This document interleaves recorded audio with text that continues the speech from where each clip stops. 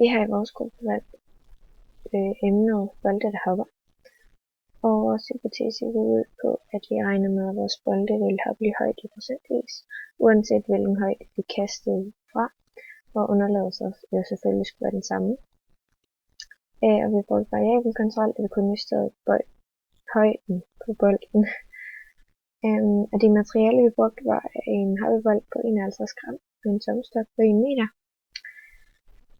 Og måden vi lavede forsøget på, var, at vi tog en hoppebold og slap den fra henholdsvis 20, 40 og 60 cm, hvor vi så filmede, da vi slap bolden, og så derefter analyserede vi filmen, så vi kunne se, hvor høj hoppebolden derefter hoppede. Ja. Vi satte derefter vores data ind i GeoGebra, hvor vi så lavede en regressionsanalyse på vores punkter, hvor det så viser, at vi har fået en Ariane-værdi på 0,9887.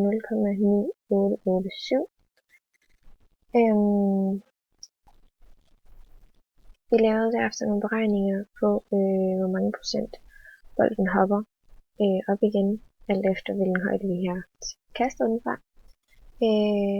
Og da vi kaster den på 20, der falder det tal, altså hvor vi kaster den fra, og så hvor den hopper op igen med 25%.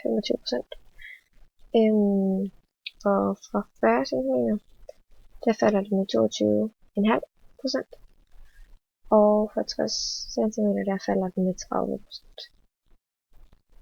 Og da disse tal ikke passer eller holder helt overens, så er der jo tydeligvis nogle fejlkilder.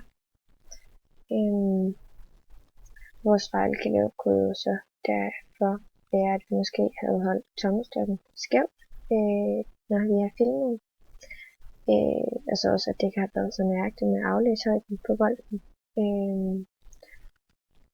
Og vi kastede også kun bolden en gang og tog så udgangspunkt i det resultat, vi fik af det kast.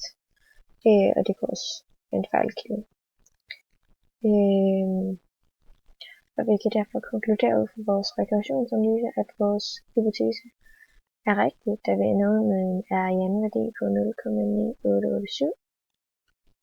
Og vi kan også konkludere, at hvis vi skulle gentage forsøget for at gøre det mere præcist, skulle vi måske lave 10 kast ud fra hver højde for at få en meter, eller for en mere præcis resultat.